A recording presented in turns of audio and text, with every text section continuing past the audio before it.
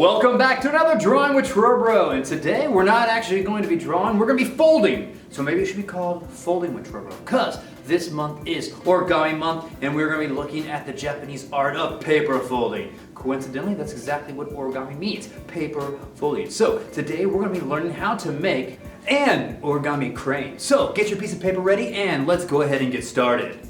Alright, so let's talk about how to get a square. If you have a nice piece of regular paper, you're going to take it and you're going to fold it in half so that this bottom line right here is meeting up with this line. Make sure it's nice and pointy and none of the paper is sticking out, and then you're going to crease it like that. And then what you're going to have is right up here you have this little rectangle. You don't have to color this or draw this. I'm just drawing so you can see where the line is. Okay? You have a little line right there.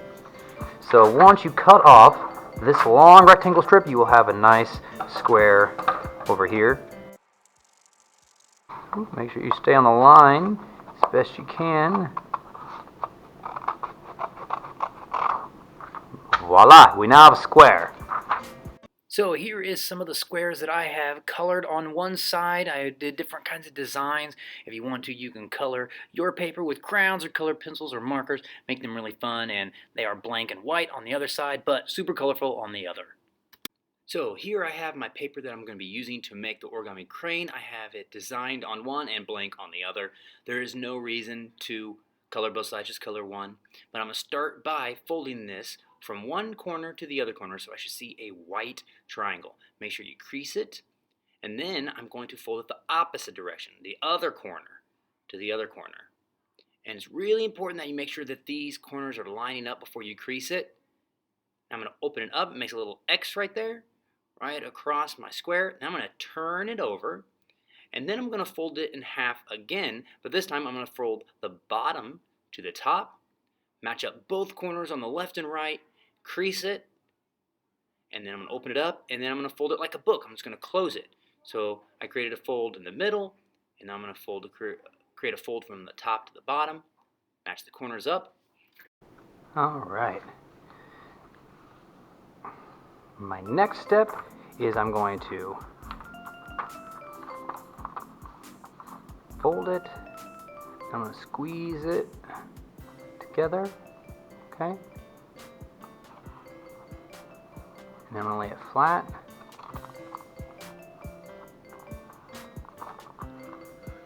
Now, you want to make sure that the opening is facing you. So this opening right here is facing me. I'm going to take this first flap, and there's like a crease right here in the middle. I'm going to fold this in so that it's right against. So this edge right here is going right along that fold in the middle. I'm going to do the same thing on the left, and it's kind of important that you don't have these touch. You want them to be really close, but there's a little gap right down there in the middle. I'm going to crease this side too, crease both of it, and you should see a kite shape right there. I'm going to take this, turn it over, then I'm going to do the exact same thing. I'm going to make it look like a kite on this side. Make sure it's nice and pointy. Crease your edges. And then last corner right here. And now it's really starting to look like a kite. Alright.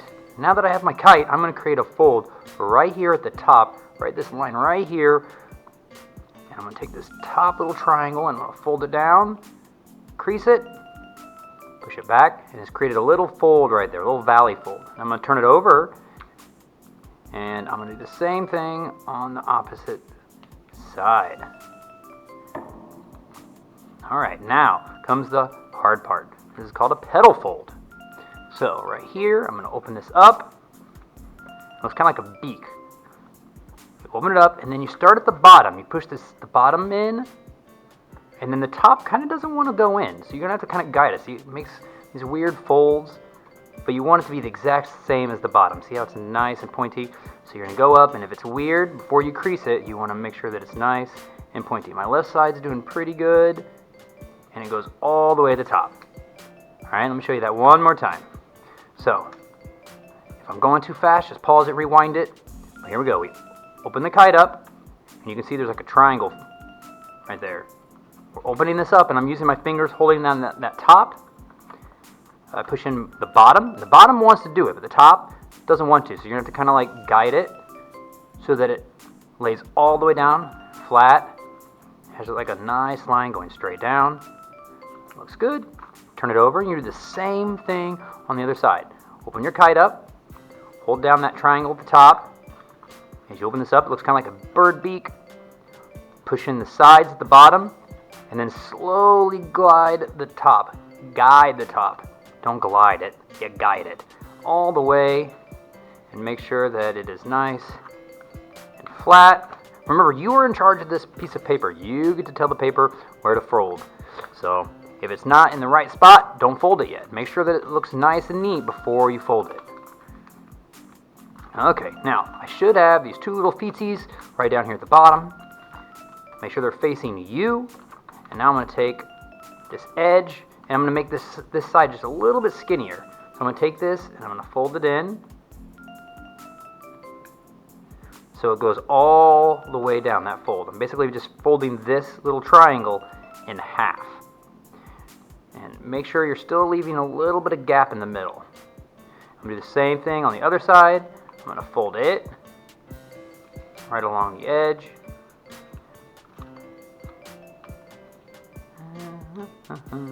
That looks good.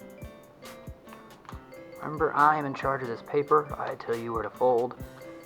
Nice. Crease it so it stays down. And you turn it over and do the exact same thing. There's a lot of symmetry in origami. Now you can kind of see there's like where there's a little bit of white right there. So don't overlap. You don't want to go over it, ever. I always like to cut it a little bit short so my paper doesn't get too bunched up. Crease it. Do the same thing on the other side. And then, alright. I am almost done. Nice. Nice little dagger eye right here. Okay. Now, this part can be a little tricky. I have both little feet. I hold it, my thumb, and my middle finger on the other side. And what I'm going to do is I'm going to find this edge right here. It's called a valley fold because it's a valley. And I'm going to lay this, I'm going to open this valley fold up so it's flat. So it looks kind of like an airplane, a cool little airplane. And while this is flat, I'm going to bring the leg up. So this is flat, I'm bringing it all the way up. And then when it gets right back here, you can see that that valley that I had, it's a valley down here, but as it goes up, it starts to turn into a mountain. This goes up, and then once it starts to fold, you kind of just use your thumb and middle finger and kind of push that back in. And so now I have a valley fold. It was a valley, but now it's a mountain. It goes up. Now, if this paper right down here, if there's overhanging, sometimes it gets bunched up because this has to all fold inside right there. So just be careful of that. Sometimes your first crayons are a little wonky. And you do the same thing on the other side. You hold it like this. You open it flat. You bring it up. Make sure that this right in here is a nice mountain fold, and then you kind of just use your thumb and middle finger and squeeze it back. It's kind of like a cool crown right now. It's called a reverse fold because it was a valley. As you raise it up, give it a little pinch. Make sure that it's nice and pointy all the way through. Sometimes your first cranes, they're a little wonky down here at the head and the tail, so just do your best. I've made a lot of these, so I've done, I can do a pretty good job now. Now, for the head, I always pick the most pointiest, the one that looks the best. So this is probably the best down here, and this is called a reverse fold too. It's a mountain all the way down, and all I do is I push it down, and you can see that it starts to make a valley fold right there. So it was a mountain all the way, but as you push it down, it becomes a valley, and then you just do a little pinch so that it looks like a mountain and then goes right into that valley right there. Then bring down your two wings. Nice. Nice little crane we have here. Well, kiddos, I hope you had fun making origami. Make sure that you keep practicing. I know origami can be a little challenging, and it usually takes me a few tries when I'm making something I've never made before. But as you practice, you can go and watch some of my other videos, and there's a lot of the skills that carry over. Once you know how to do a paper fold and a reverse fold, you can pretty much make almost anything out of paper. So I will see you next time on Drawing with Trowbro.